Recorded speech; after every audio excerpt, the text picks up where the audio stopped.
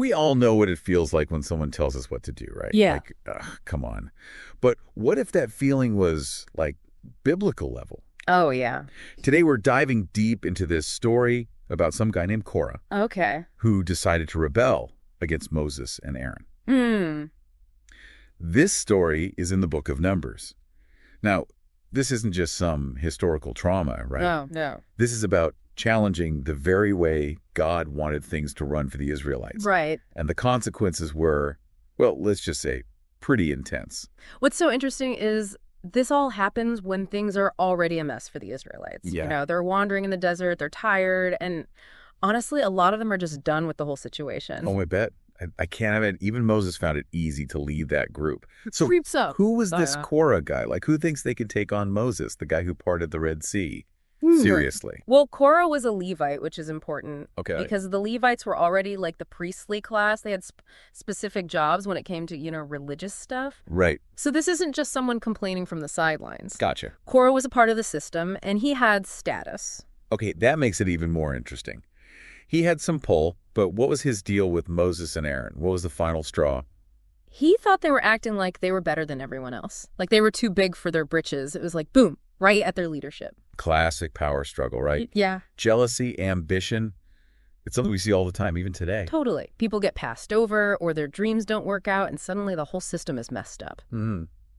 But Korah wasn't alone in this, was he? No, he wasn't. He got other people on his side. Right. He gathered this whole following. It makes you think, why would anyone follow someone who's going up against, like, God's chosen leader? I mean, these people had seen miracles. It's wild. What was it about Korah? I think he tapped into that frustration, He gave people something to believe in, a sense of belonging. Yeah, like, hey, I hear you. These other guys don't. So they challenged Moses and Aaron, basically saying, we don't recognize your authority. What happens next? How did God respond? God doesn't mess around. He just acted. Oh, boy.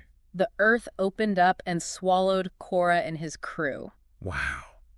Okay, that's an image that'll stay with you. Yeah. But why that specific punishment? It's pretty powerful, right? Yeah. Like the earth itself rejecting them. Right. Why not, I don't know, a flood or fire or something? I think it shows just how much God disapproved. Okay. A total rejection. Yeah, I get it. So you'd think that would be the end of it, right? Nobody else would question Moses and Aaron after that. You'd think. But wait, people still grumbled, didn't they? Yeah. Even after seeing that. The very next day, they were blaming Moses and Aaron for what happened. Like, are you kidding me? They said they killed God's people. Like Moses and Aaron caused the earth to open up. It makes you wonder if they were even paying attention. Right. They totally missed the point. They just couldn't accept that they might be wrong. Nope. And because of this, what happened? They got punished again. This time, God sent a plague. Okay, this isn't looking good. But wait, wasn't there something about Aaron stopping the plague? Yeah. Didn't he do something heroic? He did. Tell me about that. Aaron, following Moses, took a censer of incense and ran right into the camp. Oh, wow. He offered himself up, basically, to stop God's anger. That's intense. It reminds me of what Jesus would do later on. Totally. Sacrificing himself to make things right. It's like a preview. It shows that even when God punishes, he also offers a way back. That's reassuring. Yeah. So the people are forgiven. But how does God make sure everyone finally gets that Moses and Aaron are in charge? Like, for real this time. He does something pretty dramatic. What's that? He makes Aaron's staff bloom. His staff? Yeah. God tells all the tribes to bring a staff and lay them down in front of the Ark of the Covenant. So just a bunch of sticks lying around. Right. What's so special about Aaron's? Well, overnight, Aaron's staff is the only one that starts growing. No way. It blooms and even produces almonds. It's like God saying, see, I can bring life from a dead stick. Exactly. This is my guy. End of discussion. That settles that. So the leadership thing's sorted out, but how did they manage all these people wandering around in the desert? God gave specific jobs to the Levites. What kind of jobs? Taking care of the tabernacle, all those sacred objects, keeping those rituals going that connected people to God. It's like a huge responsibility. Yeah. But if they weren't, farming like everyone else, how are they supported? They received tithes. Tithes. A tenth of everything the other tribes produce. Interesting. So it's like a different kind of reward. Right. It recognizes how important their work was. Like a spiritual contract, right? Yeah. You serve God and you make sure you're taken care of. Exactly. It shows that following God doesn't always look like what we expect. Makes you think, about how we view work and service today. What do we value? How do we support those who dedicate themselves to something bigger? Those are big questions. But before we get into that, there's another part of the story we need to talk about. Okay, I'm listening. Have you heard of the red heifer ritual? I have. Yeah. But I got to be honest, it's a little confusing. Why a red heifer? What's that all about? It's a fascinating ritual, and it gets to the heart of how the Israelites viewed purity.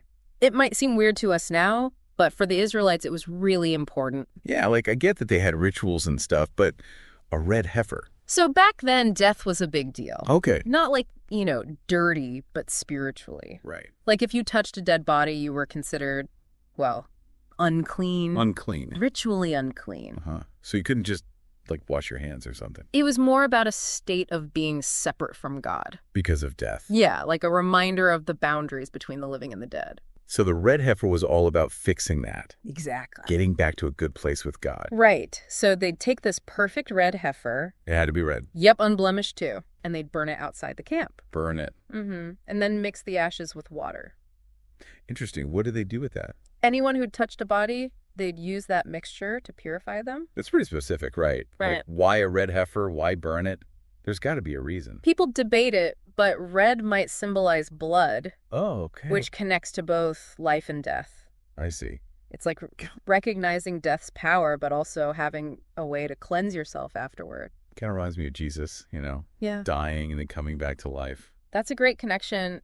The red heifer shows that even when we encounter unclean stuff, Right. God gives us a way back to feeling whole again. I like that.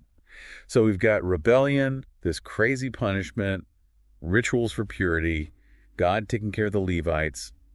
It seems like God's making a deal with his people, right? You're getting it. Yeah. It's like a contract in a way. Yeah. Like you follow my rules and I'll bless you. Right. But it wasn't about earning God's love. More about just being in a good relationship with him. Exactly. Trust, obedience, knowing he's in charge. But let's be real. They didn't always keep up their end of the bargain, did they? Oh, no. We saw them grumbling, rebelling. What about us today? Does this whole spiritual contract idea still apply? That's the question, isn't it? We don't have a tabernacle or offer sacrifice. We still have that relationship with God, though. True. It's about knowing he's in charge, asking for his help, trying to do what he wants. Not just blindly obeying, right? Right. It's got to come from the heart. Okay, but sometimes it's hard to let go of control, especially when everyone's telling you to look out for number one. Oh, for sure. It's like a constant battle. It is. But when we try to do everything ourselves, we just get burned out. Yeah, I've been there. Real happiness comes when we're doing what God wants us to do. Makes sense. Yeah. So it's not about earning his love, but accepting it. Exactly. Knowing we need him to get through this life. This is making me think about times I've, gotten frustrated with things. Well, we all do that. Not like Korah, but those times you question decisions or just feel annoyed with how things are going. It's natural to want to understand, to ask why. The Yeah. key is to be humble about it, Ask God for his perspective. Exactly. Instead of just immediately getting defensive or pushing back. Yeah, we got to trust that he sees more than we do. That's hard sometimes, especially when things are rough. Oh, I know. You feel like God's forgotten about you. Exactly. But sometimes we misunderstand what God's like. What do you mean? We think if he loves us, life should be easy. Yeah, no problems, right? But that's not how it works. So those tough times. They're how we grow, learn to lean on God. It's about trusting that he's there, even in the mess. Yes. He's with you. He sees your pain. He's working it all out. That's encouraging. But sometimes I feel like I've screwed up so bad that God couldn't possibly use me for anything good. That's where grace comes in. Grace. It's bigger than our mistakes. It wipes the slate clean. So it's not about being perfect. Nope. It's about knowing we need his grace to change us. That sounds amazing, but honestly, change can be scary. Where do you even start? Just tell God you need him. Just like that. Yeah, say, God, I can't do this alone. I need you, your help, your love. And what happens then? It's different for everyone. Really? Some people, it's like a lightning bolt. Wow. For others, it's slower, like a seed growing. So there's no right way. What matters is being open to what God's doing. It's not about trying hard, but letting go. Let God take over. Yeah, trusting his plan, even if it doesn't make sense right now. Right. So it's not about earning his love, but letting him love us. Yes. And as we let him in, we realize his love is huge. Shoo, yeah. It heals, it fills that emptiness, it gives us purpose. This is amazing. But life's tough. We're going to have doubts. What about those times? We remember these stories. We remember what happens when we rebel. Right.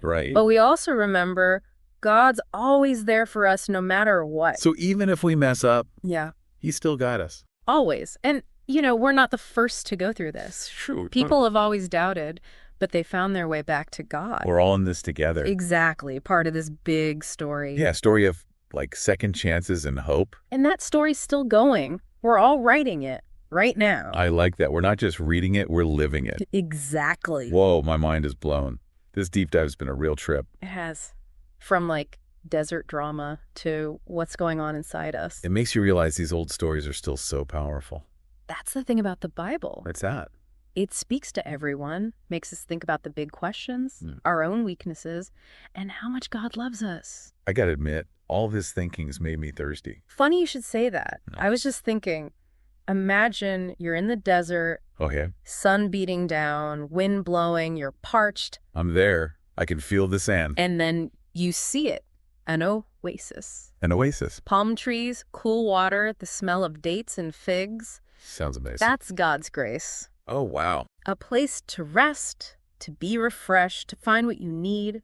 But how do we get there? It feels so far away. One step at a time. Really? Admit you're thirsty, you need God, then start walking. Just start walking. Trust, He'll lead you to that oasis. Okay, I'm taking a step. But what if I get lost or fall? He's with you. He's your guide, your compass. He won't let me wander off. He'll pick you up, dust you off, get you back on track. So it's not about knowing everything, just trusting God. Yes, letting Him take care of you. And as we walk towards that oasis... The desert changes us. Changes us how? We learn to rely on God, let Him lead, see how much He loves us. The desert's starting to sound pretty good. It's not the destination, it's the journey. Yeah, the changes along the way. Becoming who God made us to be. I'm ready. Bring on the desert. That's the spirit. And remember, He's with you every step of the way. This has been awesome. We've covered so much. We have. But there's always more to learn, right? That's the cool thing about faith. It's a journey, always discovering more about God's love, His grace, what He wants for us. Okay, last question. If our listeners could only remember one thing, what should it be? God's grace is powerful. It's for everyone, no matter what you've done. It's like that reset button. Yep, a fresh start. So to everyone listening, embrace that grace, let God love you, and get ready for the adventure. It's amazing how these stories, from forever ago still kind of hit home today. Oh, yeah. We talked about rebellion, authority, purity. Makes you think, maybe people haven't changed that much. It really does. I mean, the book of Numbers, it's like looking into, the human heart. Yeah. All those struggles with faith, wanting more, those are timeless. And in the middle of all that, God's just patient. Always faithful, too, even when they're messing up big time. That's got to be one of the biggest takeaways, right? Definitely. No matter how far we go, how badly we mess up, God's grace is there. Always ready to welcome us back, wipe the slate clean, help us find our way again. It's like that oasis we talked about. Lost in the desert, making bad choices. Yeah. But God's there, offering rest. Always. And sometimes all it takes is letting go. Letting go. Yeah. Admitting we need Him. Can't do it all ourselves. And that's not about, becoming passive, is it? No. It's about aligning with His plan. Trusting that He knows better. Exactly. Even when it doesn't make sense to us right now. So we stop trying to control everything. Exactly. Let God work through us. It's like when you're forcing something and it just gets worse. But then you let go and things start working out. That's it. Surrendering isn't giving up. It's opening ourselves to something bigger than us. This makes me think about all that stuff with questioning authority. Yeah, it's tricky, right? We should respect leaders, but... But we also got to know right from wrong. Exactly. And sometimes you have to stand up for what's right. It's all over the Bible, this tension. How do we obey, but also think for ourselves? When do we submit, and when do we speak up? It's not just blindly following whoever says they're in charge. Right. We got to check things out, make sure it lines up with God's truth. It takes courage, wisdom, and listening to that little voice inside us. Yeah, like knowing what's true, even when everyone's telling you different. Exactly. And listening to all this, I'm realizing I've been holding on too tight. Been There are things I need to let go of. Let God handle them. That's huge. We all do that, get caught up in our own plans and dreams. Like we're writing our own story, but God's got a way better one. Exactly. His story is about redemption, hope, transformation, and we're all a part of it. So as we finish up this deep dive, I want to encourage everyone listening. Embrace the adventure. Yes. Let God love you. Ask for his help. Let his grace change you. So well said. And remember, you're not alone. God's with you every step of the way, ready to cheer you on, guide you, help you live your best life. And that's it for this deep dive. Thanks for joining us.